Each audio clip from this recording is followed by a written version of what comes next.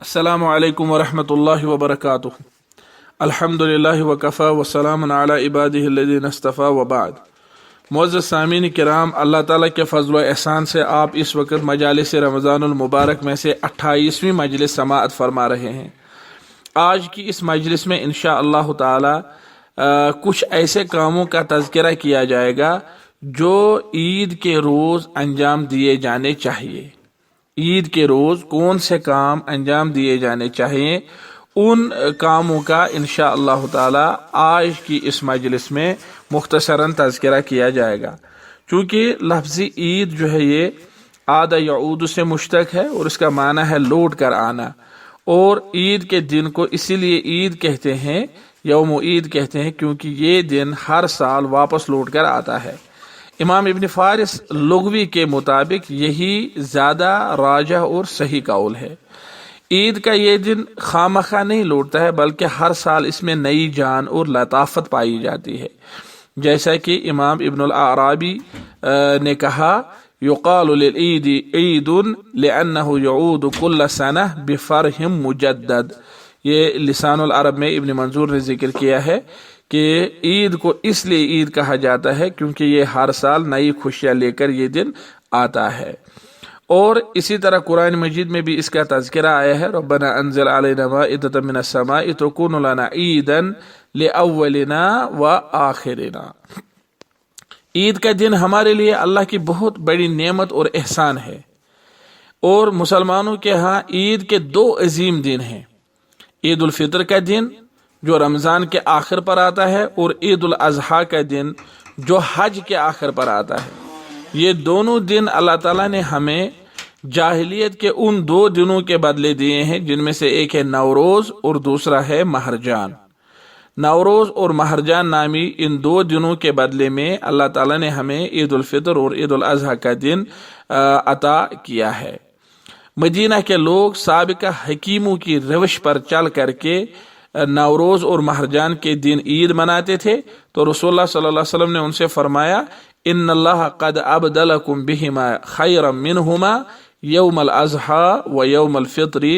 ये सुनन अबू दाऊद की हदीस है, हदीस नंबर 1134। इमाम अलबानी रहमहुल्लाह ने इसे सही करार दिया है। क्योंकि ईद की ये खुशी हर साल सिर्फ 2 मरतबा वापस लौटती है, और लोग ईद के दिन खुशियाँ मनाते हैं और जीनत के मुख्तलिफ असबाब इख्तियार करते हैं। लिहाजा इस दिन को कुरान मजीद में यौमुज़ ज़ीनह भी कहा गया है। यौमुज़ ज़ीनह भी इस दिन को कहते हैं, जैसा कि इब्न मंजूर रहमहुल्लाह ने लिसानुल अरब में जिक्र किया है, और कुरान मजीद में है क़ाल मौइदुकुम यौमुज़ ज़ीनह। तो फ़िरऔन ने उनसे कहा कि तुम्हारे साथ जिस दिन हमें मुलाकात होगी वो है ज़ीनत का दिन। क़ाल मौइदुकुम यौमुज़ ज़ीनह, फ़िरऔन ने कहा तुम्हारे साथ, यानी मूसा अलैहिस्सलाम को कहा कि मौइदुकुम यौमुज़ ज़ीनह, तुम्हारे साथ जो मुलाकात होगी वो ज़ीनत के दिन होगी, यानी मुराद है कि ईद के दिन होगी। और ये आयत सूरह ताहा की आयत नंबर 59 है, यानी मौइदुकुम यौमुज़ ज़ीनह। लेकिन सवाल यह है कि ईद के दिन जो खुशी मनाई जाती है या जो ज़ीनत के असबाब इख्तियार किए जाते हैं, क्या इस्लामी शरीयत में उनका कोई ज़ाब्ता है, या जो शख्स जैसी खुशी मनाना चाहे मना सकता है, जैसी ज़ीनत इख्तियार करना चाहे इख्तियार कर सकता है, और जो शख्स जो कुछ करना चाहे कर सकता है? आखिर क्या मामला है? कुरान मजीद के गहरे मुताला से मालूम होता है कि जो खुशी अल्लाह ताला से दूर ले जाती हो वो अज़रोए इस्लाम ममनू है, और ऐसी खुशी मनाने वालों को अल्लाह पसंद नहीं करता है। जैसा कि कारून के वाक़ा में अल्लाह ताला ने फरमाया, इज़ क़ाल लहु क़ौमुहु ला तफ़रह इन्नल्लाह ला युहिब्बुल फ़रिहीन। सूरह कसस की आयत नंबर 76 है। जब उसे अपनी कौम के लोगों ने कहा कि खुश मत हो जा, यकीनन अल्लाह ताला खुश होने वालों को पसंद नहीं करता, इन्हें बदमस्त होने वालों को पसंद नहीं करता। इसके बरक्स जो खुशी अल्लाह के करीब ले जाती हो उसका कुरान मजीद ने इन अल्फाज में हुक्म दिया, फरमाया कुल बिफ़ज़्लिल्लाहि व रहमतिही फ़बिज़ालिका फ़लयफ़रहू हुवा ख़ैरुम मिम्मा यजमऊन। फरमा दीजिए अल्लाह के फजल से और उसकी रहमत से इसी की बुनियाद पर खुश हो जाओ। फ़बिज़ालिका फ़लयफ़रहू, इसी की बुनियाद पर खुश हो जाओ। हुवा खैरु मिम्मा यजमाऊन, ये बहुत बेहतर है उन चीज़ों से जो कुछ ये लोग जमा करते हैं। ये सूरह यूनुस की आयत नंबर 58 है।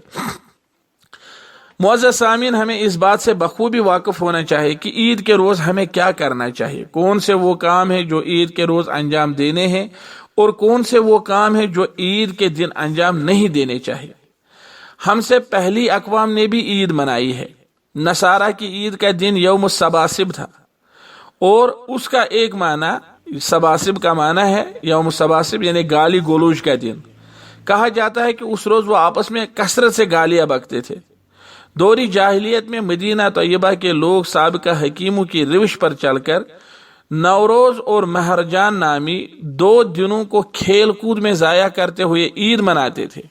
अल्लाह बचाए कहीं हम भी अपनी खुशी के दिन को जुबान के गलत इस्तेमाल से नसारा की ईद या महज खेल कूद और ला यानी कामों में ज़ाया करने से दौरी जाहिलियत की ईद के मुशाबह ना बनाएं। इसी चीज़ को मद्देनजर रखते हुए झैल में चंद ऐसे उमूर मैं आपके सामने पेश करने जा रहा हूँ जो ईद के रोज़ अंजाम दिए जाने चाहिए, और माअन बाद इंशाअल्लाह ताला 29वीं मजलिस में ऐसे कामों का जिक्र करूँगा जो ईद के दिन अंजाम नहीं दिए जाने चाहिए, बल्कि जो अंजाम देना मुनकर हैं और मुनकर होने के बावजूद उन्होंने हमारे समाज में मौरूफ की शक्ल इख्तियार की है, लिहाजा उनसे किनारा करने की बहुत ही ज़्यादा ज़रूरत है ताकि हमारी ईद और हमारी खुशी नबी सल्लल्लाहु अलैहि वसल्लम के तरीके मुबारक के मुताबिक हो। अलबत्ता ये चीज़ ध्यान में रहनी चाहिए कि ये जो 2 मजालिस हैं, मजलिस नंबर 28 और 29, इनमें जो ईद का महवर है यानी ईद से जो मुराद है ये ईद उल फित्र मुराद है। इनमें ईद के हवाले से जो गुफ्तगू की जाएगी वो ईद उल फित्र के हवाले से ही की जाएगी। ईद उल अज़हा में कुछ चीज़ें इन चीज़ों से अलग हैं, तो ईद उल अज़हा के लिए जो चीज़ें ख़ास हैं उनका मैं जिक्र नहीं करूँगा, क्योंकि ये मजालिस रमज़ान इस वक्त आप समाअत फरमा रहे हैं, लिहाजा इस मजलिस में या इन मजालिस में ईद उल फित्र के हवाले से ही बात को ख़ास रखा गया है। अलबत्ता कुछ चीज़ें ऐसी हैं, बल्कि अक्सर चीज़ें ऐसी हैं जो दोनों दिनों के लिए मुश्तरका है। मसलन जो आदाब बयान किए जाएंगे बहुत हद तक ये आदाब जो ईद उल फित्र के रोज़ अपनाने हैं यही ईद उल अज़हा के दिन भी अपनाने हैं। अलबत्ता जो चीज़ें ईद उल अज़हा के लिए ख़ास हैं उनको मैं जिक्र नहीं करूँगा। तो आज की मजलिस में एक एक नुक्ते के हिसाब से हम ले लेंगे कि ईद के दिन क्या करना चाहिए। सबसे पहला नुक्ता यह है कि ईद के दिन इंसान को गुस्ल करना चाहिए। ईद उल फित्र का जो दिन है उस दिन सुबह सवेरे उठ करके इंसान को चाहिए कि वो गुस्ल करे। नमाज ईद के लिए जाने से पहले हमेशा गुस्ल करना जलील कद्र सहाबी अब्दुल्लाह इब्न उमर रज़ियल्लाहु तआला अन्हु से बरिवायत नाफ़िया साबित है। और इसी तरह इमाम मोहम्मद बिन हसन शैबानी जो इमाम अबू हनीफा रहमहुल्लाह के शागिर्द हैं, उन्होंने फरमाया ईद का गुस्ल मुस्तहसन है, अलबत्ता वाजिब नहीं है, और उन्होंने कहा कि यही इमाम अबू हनीफा रहमहुल्लाह का कौल है। इमाम इब्न क़य्यिम रहमहुल्लाह ने फरमाया नबी सल्लल्लाहु अलैहि वसल्लम ईदैन में गुस्ल करके जाते थे, बशर्ते कि वो हदीस सही हो। लिहाजा इस बारे में 2 हदीसें हैं और दोनों हदीसें ज़ईफ हैं, ये इब्न क़य्यिम रहमहुल्लाह ने फरमाया अलबत्ता सुन्नत की ईदबा करने में नाम कमाने वाली हस्ती इब्न उमर से साबित है कि वो ईद के रोज़ ईदगाह जाने से पहले हमेशा गुस्ल किया करते थे। ये ज़ादुल माद में इमाम इब्न क़य्यिम रहमहुल्लाह ने तज़किरा किया है, और जिन 2 हदीसों मरफू हदीसों को ज़ईफ़ करार दिया या जिनके ज़ईफ़ होने की तरफ इशारा किया है वो सुनन इब्न माजा की हदीस नंबर 1315 और 1316 हैं। दूसरी चीज़ जो ईद के दिन अंजाम देनी चाहे वो ये है कि इंसान अच्छा लिबास पहने। ईद के रोज़ अच्छा लिबास पहनना नबी सल्लल्लाहु अलैहि वसल्लम से साबित है। उमर रज़ियल्लाहु तआला अन्हु बाजार से एक जुबह लेकर नबी सल्लल्लाहु अलैहि वसल्लम के पास आए और अर्ज़ की इब्ता हाज़िही तजम्मल बिहा लिल ईद वल वफूद, ए अल्लाह के रसूल सल्लल्लाहु अलैहि वसल्लम ये ले लीजिए, इससे आप ईद और वफूद के लिए ज़ेबतन फरमाएं। सही बुखारी की हदीस है, हदीस नंबर 948। मालूम हुआ कि ईद के दिन अच्छा लिबास पहनना अहद नबूवत में मौरूफ था। नबी सल्लल्लाहु अलैहि वसल्लम ने हज़रत उमर के इस कंसेप्ट पर कोई एतराज़ नहीं किया। البتہ وہ لباس، وہ جبہ چونکہ ریشمی تھا، اس لیے رسول اللہ صلی اللہ علیہ وسلم نے اسے پہننے سے منع کیا۔ تیسری چیز جو عید کے دن انجام دینی چاہے وہ یہ ہے کہ تاک کھجورے کھا کر عیدگاہ جائے۔ عید سے پہلے جو ایام ہیں یعنی رمضان کے دن، ان میں جب ہم صبح کرتے ہیں تو روزہ کی حالت میں صبح کرتے ہیں، لیکن عید کے دن، عید الفطر کے دن، عام دنوں کے سابقہ 29 یا 30 دنوں کے معمول کی مخالفت کرنی ہے۔ آج کیا کرنا ہے کہ آج کچھ کھجورے کھا کر کے یا کچھ چیزیں کھا کر کے پی کر کے عیدگاہ جانا ہے۔ انس بن مالک رضی اللہ تعالیٰ عنہ سے روایت ہے، فرمایا کان رسول اللہ صلی اللہ علیہ وسلم لا یغدو یوم الفطر حتی یاکل تمرات۔ صحیح بخاری کی حدیث نمبر 953 ہے، رسول اللہ صلی اللہ علیہ وسلم تب تک عید الفطر کے دن گھر سے نہیں نکلتے جب تک کہ چند کھجورے تناول نہ فرماتے۔ اور اسی حدیث میں ہے وَكَانَ يَأْكُلُهُنَّ وِتْرًا، وہ انہیں تاک عدد میں تناول فرماتے تھے۔ چونکہ ہم کشمیر میں یعنی کشمیری مسلمان جو ہیں عید کے روز قہوہ اور ایک خاص قسم کی روٹی کھا لیتے ہیں جسے باقر خانی کہتے ہیں۔ البتہ تاک عدد میں کھجورے کھا کر عیدگاہ جانے کی سنت خال خال ہی نظر آتی ہے۔ ٹھیک ہے ہم قہوہ بھی پئیں، باقر خانی بھی کھائیں یا دوسری چیزیں جو ہیں وہ بھی کھائیں، لیکن اگر عیدگاہ نکلنے سے پہلے کچھ کھجورے بھی کھا لیتے تو انشاءاللہ تعالیٰ اس سے ہم کہتے کہ کم از کم سنت کا طریقہ اپنانے میں مدد ملی، سنت کا طریقہ اپنایا۔ تکبیرات کہتے ہوئے عیدگاہ جانا، یہ چوتھا ادب ہے کہ جب ہم عیدگاہ جائیں تو تکبیرات کہتے ہوئے جائیں۔ عیدگاہ کی طرف جاتے ہوئے اونچی آواز سے تکبیرات کہتے ہوئے جانا نبی صلی اللہ علیہ وسلم سے مرفوعاً اور عبداللہ ابن عمر رضی اللہ تعالیٰ عنہ سے موقوفاً ثابت ہے۔ آپ ارواء الگلیل جلد نمبر 3 صفحہ نمبر 123 میں اس کی تفصیل دیکھ سکتے ہیں۔ البتہ اجتماعی طور پر بیک زبان ہو کر کے تکبیرات کہنا نبی صلی اللہ علیہ وسلم اور ان کے صحابہ سے ثابت نہیں ہے، اور انفرادی طور پر انسان آواز بلند کرے، تکبیرات پڑھے، اس میں کوئی حرج نہیں ہے۔ تکبیرات کے جو الفاظ ہیں مصنف ابن ابی شیبہ کی حدیث 5651 کے روح سے الفاظ ہیں اللہ اکبر لا الہ الا اللہ واللہ اکبر وللہ الحمد۔ پانچواں نقطہ یہ ہے کہ عیدگاہ جب ہم جائیں تو چلتے ہوئے جائیں۔ نبی صلی اللہ علیہ وسلم چلتے ہوئے عیدگاہ جاتے تھے۔ زاد المعاد جلد نمبر 1 صفحہ نمبر 426۔ اور جلیل قدر صحابی علی ابن ابی طالب رضی اللہ تعالیٰ عنہ نے فرمایا من السنہ ان تخرج الی العید ماشیا، سنت یہ ہے، مسنون یہ ہے کہ آپ عیدگاہ کی طرف چلتے ہوئے جائیں۔ یہ سنن ترمذی کی حدیث نمبر 530 ہے۔ امام ترمذی نے فرمایا اس حدیث پر اکثر اہل علم کا عمل ہے، وہ اس بات کو مستحب قرار دیتے ہیں کہ آدمی عیدگاہ کی طرف پاپیادہ چلا جائے اور بغیر عذر کے سواری پر سوار نہ ہو جائے، چونکہ اگر عیدگاہ دور ہو یا آدمی بیمار ہو یا اس جیسا کوئی عذر ہو تو گاڑی پر سوار ہو کر جانا درست ہے۔ یہ شیخ ابن عثیمین رحمہ اللہ نے الشرح الممتع جلد 2 صفحہ نمبر 127 میں لکھا ہے۔ امام بخاری نے صحیح بخاری کتاب العیدین میں ایک باب ان الفاظ میں باندھا ہے، فرمایا باب المشی والرکوب الی العید، باب عیدگاہ کے لیے چلتے ہوئے اور سوار ہو کر دونوں طرح سے جانا۔ امام موصوف کے ان الفاظ سے معلوم ہوتا ہے کہ ان کے نزدیک عید کے لیے چلتے ہوئے یا سوار ہو کر جانا دونوں برابر ہیں، یا ہم اس بات پر اس کو محمول کر سکتے ہیں کہ چلتے ہوئے وہ لوگ جائیں گے جو صحت یاب ہوں یا جن کا عیدگاہ نزدیک ہو، اور سوار ہو کر وہ جائیں جو چلنے کی سکت نہ رکھتے ہوں یا جن کا عیدگاہ دور ہو۔ اب ایک اور نقطہ ہے، وہ یہ ہے کہ انسان جب عید کا دن ہو تو عید نماز ادا کرنی چاہیے۔ نبی صلی اللہ علیہ وسلم نے عید کے دن فرمایا اِنَّا أَوَّلَ مَا نَبْدَأُ بِهِ فِي يَوْمِنَا هَذَا أَن نُصَلِّيَ، فرمایا آج کے دن جو سب سے پہلا کام ہم کریں گے وہ یہ ہے کہ ہم نماز ادا کریں گے۔ صحیح بخاری کی حدیث نمبر 968 ہے یہ۔ تو عید نماز ادا کرنی چاہیے، چنانچہ وہ عید کی نماز صبح سویرے ادا کرتے تھے اور اس میں تاخیر نہیں فرماتے، بلکہ نماز چاشت یعنی طلوع آفتاب کے 2 نیزہ بلند ہو جاتے ہی عید کی نماز سے نبی صلی اللہ علیہ وسلم فارغ ہو چکے ہوتے تھے، جیسا کہ صحیح بخاری میں معلقاً باب التبکیر الی العید میں ہے۔ نبی صلی اللہ علیہ وسلم نے عید کی 2 رکعت نماز سے پہلے یا اس کے بعد عیدگاہ میں کوئی نماز ادا نہیں کی۔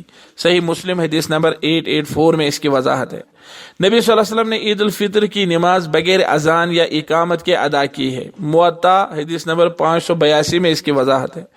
امام مالک نے فرمایا وَتِلْكَ السُّنَّةُ الَّتِي لَا اخْتِلَافَ فِيهَا عِندَنَا، عید الفطر میں اذان یا اقامت نہ ہونا یہ ایک ایسی سنت ہے جو ہمارے ہاں متفق علیہ ہے، اور ان کا معمول تھا، یعنی نبی صلی اللہ علیہ وسلم کا معمول تھا کہ وہ ہمیشہ پہلی رکعت میں تکبیر تحریمہ کے علاوہ 7 تکبیرات اور دوسری میں تکبیر انتقال کے علاوہ 5 تکبیرات قرات سے پہلے پکارتے تھے۔ یہ سنن ابو داؤد حدیث نمبر 1149 اور 1150 میں مذکور ہے۔ ہر تکبیر کے بعد تھوڑا سا ٹھہرتے تھے۔ ان تکبیرات کے درمیان ان میں سے نبی صلی اللہ علیہ وسلم سے کوئی معین ذکر ثابت نہیں ہے۔ ابن عمر سنت کی شدت سے اتباع کرنے کے باوجود ہر تکبیر پر ہاتھ اٹھایا کرتے تھے۔ یہ زاد المعاد میں ابن قیم رحمہ اللہ نے جلد 1 صفحہ نمبر 427 میں لکھا ہے، لیکن امام البانی نے اس روایت کو فن حدیث کی روح سے ضعیف ثابت کیا ہے۔ ارواء الگلیل جلد نمبر 3 صفحہ نمبر 112 سے 114 تک اس کی تفصیل دیکھی جا سکتی ہے۔ یہ تکبیرات اگر سہون یا عمدن چھوٹ جائے تو نماز عید باطل نہیں ہوگی، یعنی یہ تکبیرات اگر عمدن یا سہون چھوٹ جائے تو نماز عید باطل نہیں ہوگی، اور یہ بات متفق علیہ ہے جس کا امام ابن قدامہ نے المغنی جلد 2 صفحہ نمبر 284 پر تذکرہ کیا ہے۔ نبی صلی اللہ علیہ وسلم پہلی رکعت میں سورہ اعلیٰ اور دوسرے میں سورہ غاشیہ تلاوت کرتے تھے۔ صحیح مسلم حدیث نمبر 878 میں اس کی وضاحت ہے۔ اور کبھی پہلی رکعت میں سورہ کاف اور دوسری میں سورہ قمر، جیسا کہ ترمذی شریف کی حدیث نمبر 534 میں اس کی وضاحت ہے۔ نبی صلی اللہ علیہ وسلم نے ہمیشہ پہلے عید کی نماز پڑھائی اور اس کے بعد خطبہ دیا۔ ان کے بعد ابوبکر صدیق، عمر رضی اللہ تعالیٰ عنہ اور عثمان رضی اللہ تعالیٰ عنہ سب کے سب خطبہ سے پہلے نماز عید ادا کرتے تھے، جیسا کہ صحیح بخاری کی حدیث نمبر 962 میں اس کا تذکرہ ہے۔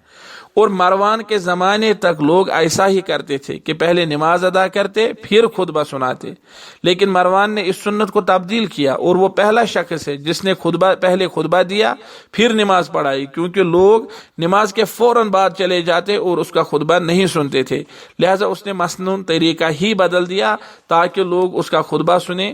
یہ صحیح بخاری حدیث نمبر 956 میں اس کی وضاحت ہے۔ عید کی نماز ادا کرنا امت کے کئی علماء جیسے امام ابو حنیفہ اور ایک قول کے مطابق امام شافعی، ایک قول کے مطابق امام احمد، شیخ الاسلام ابن تیمیہ، امام شوکانی اور امام البانی رحمہم اللہ کے نزدیک واجب ہے، جبکہ کئی علماء جیسے امام بخاری وغیرہ کے نزدیک مسنون ہے۔ نبی صلی اللہ علیہ وسلم نے نہ صرف مردوں کو بلکہ عورتوں کو بھی عید کی نماز کے لیے عیدگاہ جانے کا تاکیدی حکم کیا ہے، جیسا کہ صحیح بخاری کی حدیث نمبر 974 میں ہے، اور فرمایا کہ جس عورت کے پاس دوپٹہ نہ ہو وہ اسے اپنی کوئی بہن اس عورت کو اپنے دوپٹہ میں اپنے ساتھ لے جائے گی، اور یہاں تک کہ ماہوار تکلیف والی خواتین بھی عیدگاہ آئیں گی، اس کا رسول اللہ صلی اللہ علیہ وسلم نے حکم دیا ہے۔ البتہ انہیں یہ ادب سکھایا کہ وہ نماز ادا نہیں کریں گی بلکہ وہ صرف دعا میں شریک ہوں گی، جیسا کہ صحیح مسلم کی حدیث نمبر 890 میں ہے۔ یہاں تک کہ چھوٹے بچے بھی عید میں شریک ہوں گے۔ امام بخاری نے صحیح بخاری کتاب العیدین میں ایک باب باندھا، فرمایا باب خروج الصبیان الی المصلی، باب بچوں کا عیدگاہ جانا۔ پھر ابن عباس رضی اللہ تعالی عنہ کے یہ الفاظ ذکر کیے کہ خرجت مع النبی یوم فطر او اضحیٰ فصلی، صحیح بخاری حدیث نمبر 975 ہے۔ میں نبی صلی اللہ علیہ وسلم کے ساتھ عید الفطر یا عید الاضحیٰ کے دن نکلا تو نبی صلی اللہ علیہ وسلم نے عید نماز پڑھی، تو ابن عباس خود بچے تھے۔ امام موصوف کے ان الفاظ سے معلوم ہوتا ہے کہ ان کے نزدیک بچوں کو بھی عید کے لیے لے جانا مسنون ہے۔ امام عطا نے فرمایا جسے عید کی نماز فوت ہو جائے اسے چاہے کہ وہ عید نماز جیسی 2 رکعتیں گھر میں ادا کر لے، یا نہیں گھر میں لفظ نہیں ہے یہاں پر، اسے چاہیے کہ وہ عید نماز جیسی 2 رکعتیں ادا کر لے، صحیح بخاری جلد 2 صفحہ نمبر 23۔ اور اگر عید اور جمعہ ایک دن جمع ہو جائیں تو زید بن ارکم کی حدیث میں ہے کہ رسول اللہ صلی اللہ علیہ وسلم نے صلی العید، عید کی نماز جو ہے وہ ادا کی اور اس کے بعد رخصت دی، ثم رخص فی الجمعہ، پھر جمعہ میں رخصت دی۔ یہ سنن نسائی حدیث نمبر 1591 میں ہے۔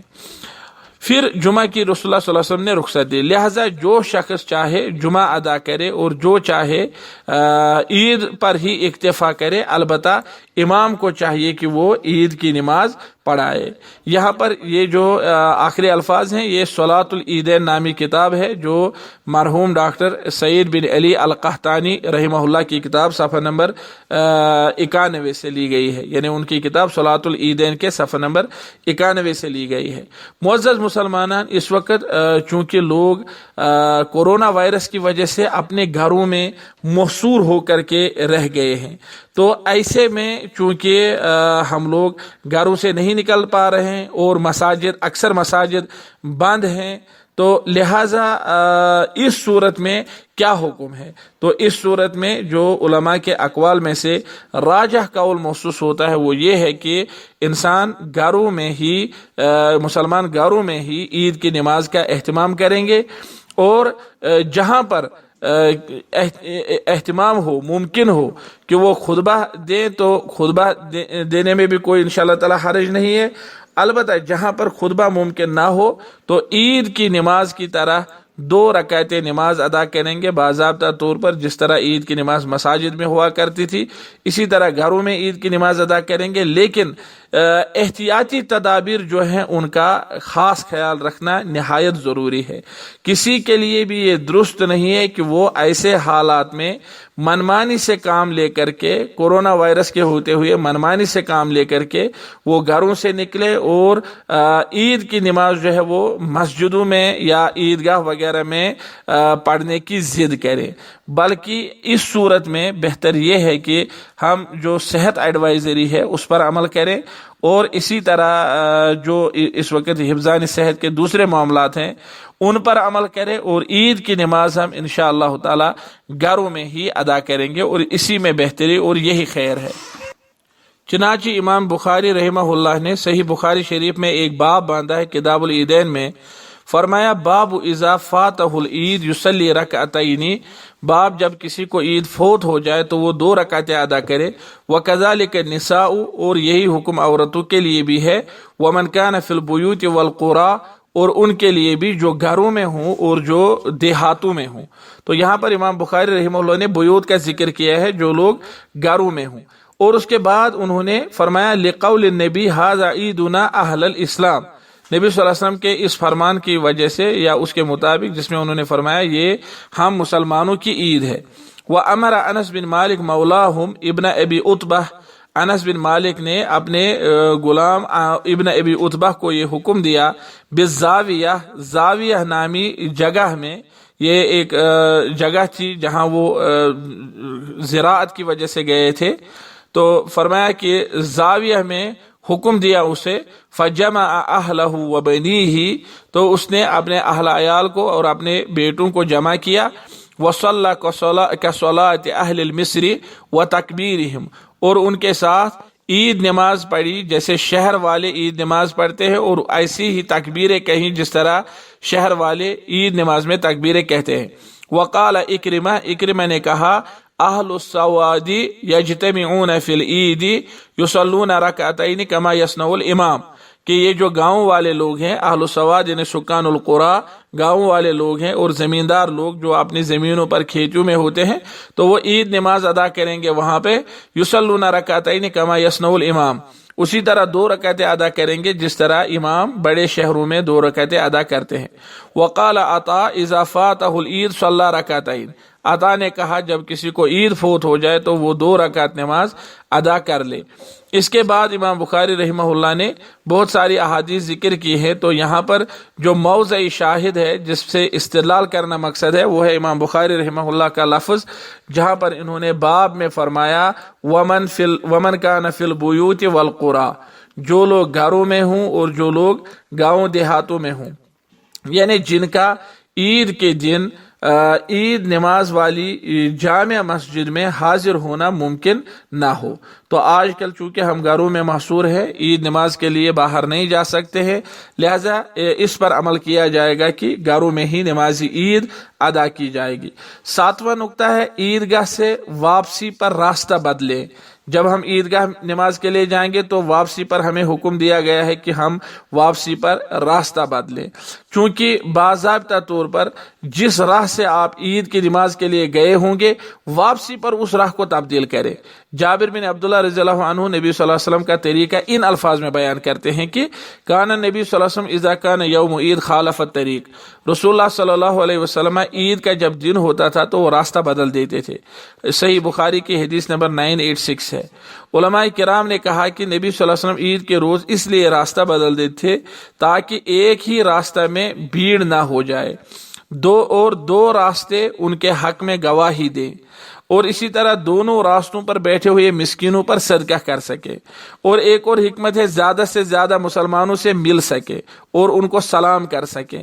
اس کے علاوہ بھی بہت سارے اقوال ہیں جو امام ابن رجب رحمہ اللہ کی فتح الباری جلد نمبر 9 صفحہ نمبر 73 میں دیکھے جا سکتے ہیں۔ فتح الباری نامی کتاب 2 علماء نے لکھی ہے، 2 عالم دین نے لکھی ہے، ایک فتح الباری صحیح بخاری کی شرح حافظ ابن حجر نے، اور دوسری فتح الباری صحیح بخاری کی شرح حافظ ابن رجب نے۔ تو یہاں پر میں نے کہا حافظ ابن رجب کی جو فتح الباری ہے اس میں یہ اقوال دیکھے جا سکتے ہیں، اور اسی طرح تحفۃ الاحوزی میں بھی ان اقوال کو مبارک پوری رحمہ اللہ نے ذکر کیا ہے۔ 8واں نقطہ ہے عید کے دن ایک دوسرے کو عید مبارک کہنا۔ امام ابن حجر نے حسن سند سے جبیر ابن نفیر سے روایت کی ہے کہ جب صحابہ کرام عید کے دن ملتے تھے تو ایک دوسرے سے تقبل اللہ منا و منکم کہتے تھے۔ یہ فتح الباری میں ہے، جلد نمبر 2 صفحہ نمبر 446۔ شیخ الاسلام ابن تیمیہ رحمہ اللہ سے عید مبارک کہنے کے بارے میں جب پوچھا گیا تو انہوں نے جواب دیا عید کی نماز کے بعد مسلمانوں کا ایک دوسرے کو تقبل اللہ منا و منکم کہنا یا احالہ اللہ علیک وغیرہ کہنا صحابہ کرام میں سے ایک جماعت سے مروی ہے کہ وہ ایسا کرتے تھے، اور اسی طرح امام احمد جیسے ائمہ نے اس کی رخصت دی ہے۔ البتہ امام احمد نے کہا میں کسی کو یہ الفاظ کہنے میں پہل نہیں کرتا ہوں، البتہ اگر مجھے کوئی یہ الفاظ کہے تو میں اس کا جواب دیتا ہوں، یہ اس لیے کہ تحیہ کا جواب دینا واجب ہے جبکہ مبارکبادی میں پہل کرنا واجب نہیں ہے، کیونکہ یہ کوئی معمور بھی مسنون کام نہیں ہے اور نہ ہی اس سے منع کیا گیا ہے، لہذا جس نے ایسا کیا اسے بھی رہنمائی ہے اور جس نے نہیں کیا اسے بھی رہنمائی ہے۔ واللہ عالم۔ یہ شیخ الاسلام ابن تیمیہ رحمہ اللہ کی مجموع فتاوی جلد نمبر 24 صفحہ نمبر 253 پر مذکور ہے۔ شیخ ابن عثیمین رحمہ اللہ نے فرمایا عید پر مبارکبادی دینا جائز ہے، اس کے بارے میں معین الفاظ ثابت نہیں ہے، البتہ لوگوں کے درمیان جو اس کے معروف الفاظ ہوں جب تک ان میں کوئی گناہ کی بات نہ ہو تب تک وہ الفاظ کہنا جائز ہیں۔ یہ فتاوی ارکان اسلام جلد نمبر 1 صفحہ نمبر 396 پر مذکور ہے۔ تو ہمارے معاشرے میں بعض لوگ جو تکلف کرتے ہیں لازمی طور پر سمجھتے ہیں تقبل اللہ منا و منکم کہنا ضروری ہے، شاید عید مبارک درست نہیں ہے۔ نہیں، معاشرے میں جو الفاظ معروف ہوں اس بارے میں عرف کا اعتبار ہوگا، جو الفاظ معروف ہوں ان الفاظ سے ہم ایک دوسرے کو عید مبارک کہہ سکتے ہیں۔ 9واں نقطہ یہ ہے کہ عید کے روز اپنے اہل و عیال کو راحت پہنچائیں۔